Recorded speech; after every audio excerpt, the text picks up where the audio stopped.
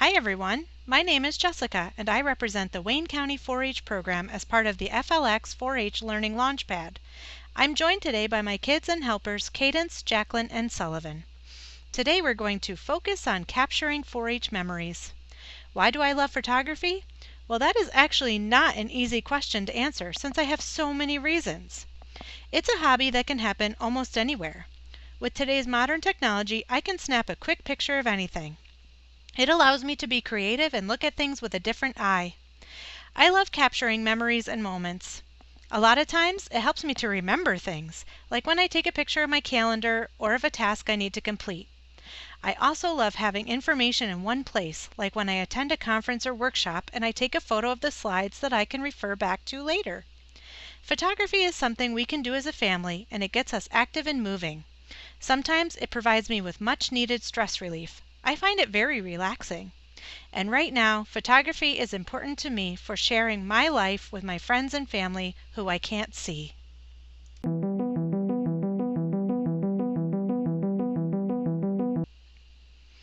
Today, we are going to cover the basics of photo composition, including rotating the camera and selecting your viewpoint, the rule of thirds, filling your frame and simplifying, balance lines and symmetry, depth and exposure, lighting, and forced perspective photography. We will also take a look at how to use the camera on an Android and an iPad, and we will quickly review the new guidelines for New York State Fair 4-H photography entries. Before we get started, I wanted to let you know that I'm going to use the word subject a lot in this workshop. Not because I think you're missing math, science, ELA, or whatever your favorite subject is at school, but rather because that is what photographers call the thing that you are taking a picture of. Okay, let's get started. One of the first things I tell people to do when they are first starting their photography adventure is to experiment with rotating the camera and trying new viewpoints. Rotating the camera means this: holding the camera horizontal and vertical. Selecting your viewpoint means from where you are going to take the picture: standing up, laying down, from above, upside down. Changing these two things can change the entire look of your pictures, as you can see from the last two slides. Do you know what horizontal and vertical mean? Let's think of a tic-tac-toe board. You know, the game where you try to get your letter, either X or O, in a row of 3. Well, the rule of thirds, which we are going to talk about next, uses vertical, or up and down, and horizontal, or side to side, lines like a tic-tac-toe board.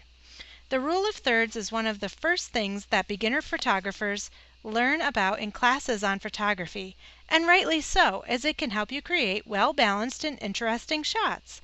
It's a set of guidelines meant to help a photographer place a subject in an image in a way that's pleasing to the viewer. I will say right up front, however, that some rules can be broken, and ignoring this one doesn't mean your images are not going to be interesting. With that said, you will use the intersecting lines to add movement or depth to an object, like the boat that looks like it's sailing from right to left in the picture. When photographing people, you want your subject to be aligned with one of the vertical lines in the frame. This doesn't need to be exact, but the closer the better. When photographing landscapes, you'll want to align the horizon with one of the horizontal lines, usually the bottom one. This is to prevent the horizon from being dead center in the frame and visually cutting the image in half. This rule is so popular and so important to many photographers' creative processes that many digital cameras these days have the option to overlay the grid pattern over the viewfinder. This allows the photographer to correctly line up the subject to be in compliance with the rule of thirds. We'll take a look at that later. Simplification of your photo really refers to highlighting your subject and removing things that take away from your subject. Filling the frame is one way to help achieve a more simplified and less busy photo, which may help the viewer understand exactly what you are trying to portray in the photo. Framing is another technique many photographers use to highlight their subject. Framing, sometimes referred to as natural framing, is when you use elements of a scene to create a frame within your picture. The most obvious type of balance is one in which the image is nearly identical on the left and right halves. This is a symmetrical photo. Yep, look at that. I'm throwing a little school at you with a math term. A photo does not have to be symmetrical to be balanced. It can be asymmetrical. Yep, I did it again. The problem with improperly balanced photographs is that they are less appealing to look at and often feel busy. Your eye doesn't know where to look. Let's talk about lines. A line in a photo is a point that moves, leading towards something. Some lines are obvious and some are implied. The viewer's eyes are naturally drawn along lines. This can be vertical lines, parallel lines, curved lines, diagonal lines, and even strong horizontal lines. There I go using math terms again. Photography is not only an art, but as you start to explore it more, it really fits into the STEAM category, including a lot of facets of science, technology, arts, and math. Since this workshop is really focused on the camera on our handheld devices and for beginners, I'm not going to get into the how of depth of field and aperture or exposure settings. But if you have a DSLR camera, those are absolutely things you should learn about and explore. If you plan to enter photos in the state fair, you will also need to know a bit about how these work, even if you're using a fully automatic camera. Depth of field is the distance between the closest and farthest objects in a photo that appears acceptably sharp. A shallow depth of field isolates part of the shot which is nicely in focus while throwing elements in the background and sometimes the foreground out of focus into a lovely blur. A deeper depth of field means that more of the image appears in focus. Exposure is the amount of light which reaches your camera sensor. It's a crucial part of how bright or dark your pictures appear. Although we don't have much control over the shutter speed and aperture on the cameras we are looking at today, we can be aware of the kind of light we are using and also how we use the light.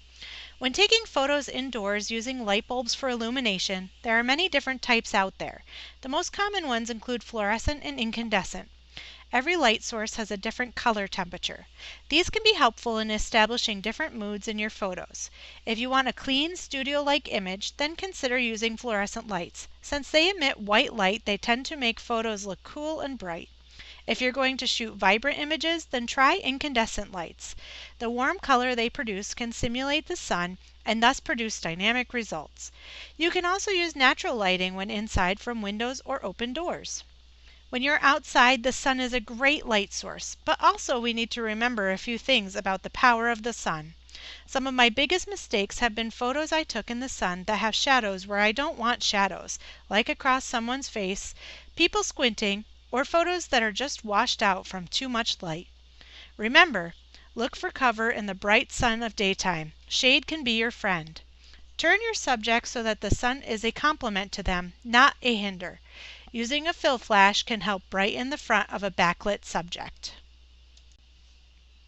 So, in terms of my favorite composition elements, perspective wins. Forced perspective photography is used to make us, the viewers, believe that certain objects are smaller or larger than they really are, like an optical illusion.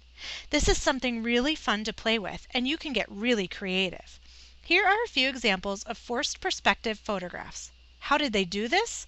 It's all about depth perception and objects that are closer to the camera looking bigger than objects that are further away. So, you have to space out your objects and then use your body and camera position to get just the right angle for the shot.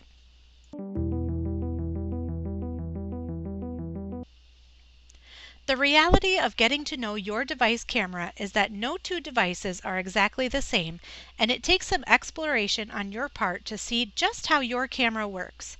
However, I'm going to review some basic tools that are found on both Android and Apple devices to give you a brief overview. The cameras on your phone and tablets usually include video features, which include slow-mo and time-lapse settings, but I'm going to skip them for today's photography workshop purposes. Today we will focus on the still photo settings. I will start by showing you the screens of an iPad 7th generation. When you open the camera icon, you can look for the different photo settings, which include Photo, a generic automatic setting, Square, which takes photos in a square format, and Panoramic, which takes a long, narrow, horizontal photo. This type of photo requires practice and a steady hand, but the end result looks really cool. With live photos, your device records what happens 1.5 seconds before and after you take a picture. What you get is more than a great photo. It's a moment captured with movement and sound. You take a live photo just like you do a traditional photo, but when you review the photo, it will be like you're looking at a snippet in time. HDR stands for High Dynamic Range and blends the best parts of 3 separate exposures into a single photo. Timer is used for taking photos at a later time, say 5 or 30 seconds. You can set your device up, set the timer, and even get into the photo. The device will take the photo by itself after the amount of time you choose. Switch camera mode allows you to take pictures in front of you and selfies with just the click of a button and the toggle of the camera.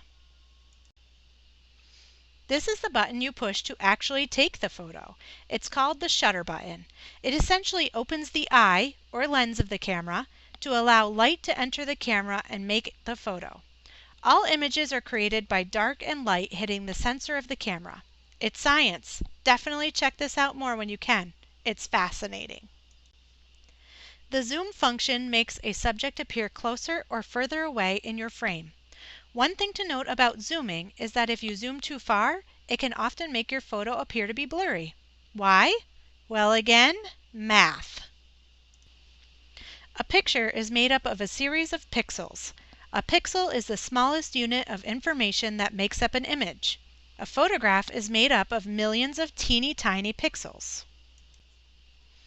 As you zoom in on something or crop it down, you're actually making the pixels bigger, and therefore it gets that grainy look. One more thing you can do on your device is focus on a subject by tapping the screen. A box will appear that indicates that you're focusing in that spot. It's hard to see, but it is yellow and outlining the A and C in Jacqueline. So essentially you touch the screen where you want to focus and it attempts to override the camera's choice of where to focus the photo. Also, when you tap the screen, you can use the sunshine slider to the right of the focus box to adjust the brightness of your image. In this image, I added a lot of brightness to Olaf. The last thing I'm going to show you on the Apple device is how to get the rule of thirds grid on your screen so you can more easily visualize the horizontal and vertical lines which help you take those eye-appealing photos. In Apple, it's actually a setting in your settings menu, not in the camera. You will want to click so that this button is green. Then it will appear on your screen the next time you open your camera app. Now I will quickly review the same settings on a Google Pixel 2 XL. Here are the photo settings. This phone has camera, which is programmed as automatic, and it also has portrait mode, which usually gives you a nice shallow depth of field. The nice part about portrait mode is that even though you're relying on the camera to determine what to keep clear and what to blur, it keeps a copy of the original photo too, so you can choose which you like better. This camera also has night sight, which helps to keep the lens open for a longer period of time to let more light in low light situations. However, with night sight, because the lens is open, the camera must be held very still. It also has panoramic in the More option, along with a few other video and fun to play with features. Here is where you push to go from front to rear facing camera. And this, in the bottom center, is the shutter button that takes the picture. To adjust the zoom on this camera, you tap the screen and a zoom slider appears. You can also use 2 fingers to drag the screen larger and smaller.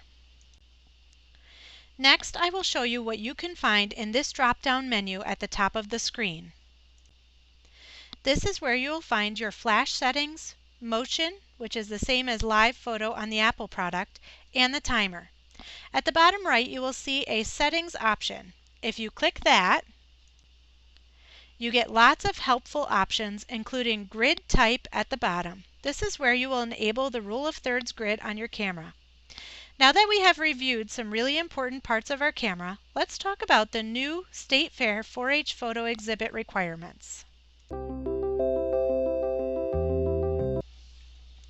The entire photography section of the New York State Fair Youth Division Fair Book has been revised. The goal is to change the photography section from "I took a photo and I really liked it" to I made the conscious decision to move closer to my subject in an effort to simplify the image. You will need to identify, or work with your county educator to identify, your level based on experience.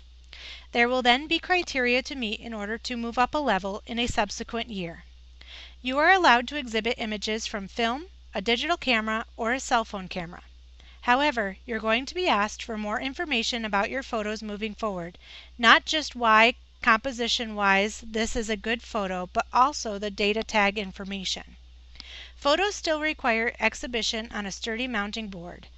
More information is to come from the State 4-H office. However, we wanted to share this information with you because photography is a fantastic social distancing activity, and sometimes it takes a lot of trial and error and a lot of time and experimentation to find the perfect photos to become a part of your 4-H photography project.